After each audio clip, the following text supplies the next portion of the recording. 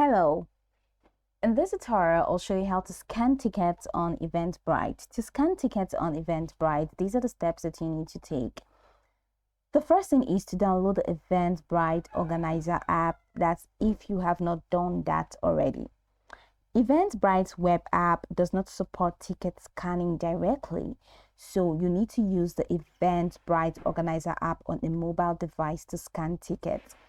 Now, download the Eventbrite Organizer app from the App Store if you're using iOS or Google Play Store if you're using Android. Now, once you have downloaded it on your phone, open the Eventbrite Organizer app on your device.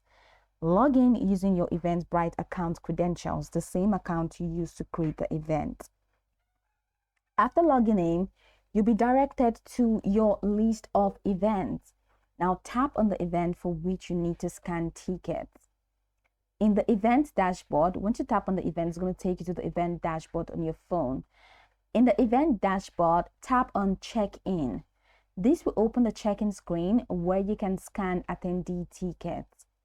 If you have multiple ticket types, example, general admission, VIP, etc., you may have to select the specific ticket type you are checking in for. You can also search for a specific attendee by their name or email address. Hold your mobile device in front of the QR code on the attendee's ticket. The app will automatically detect and scan the QR code. Once the ticket is scanned, the app will confirm whether the ticket is valid or invalid. For a valid ticket, you will see a check-in confirmation for the attendee. If the ticket is invalid or has already been used, a notification will alert you. If there's an issue with the ticket, example, a poor scan, you can also manually check in attendees by entering their name or email. Continue scanning tickets as attendees arrive until all are checked in. Once you're done scanning, you can exit the check-in mobile or the check-in mobile mode by tapping X in the top corner. The Eventbrite Organizer app is the official tool for scanning tickets.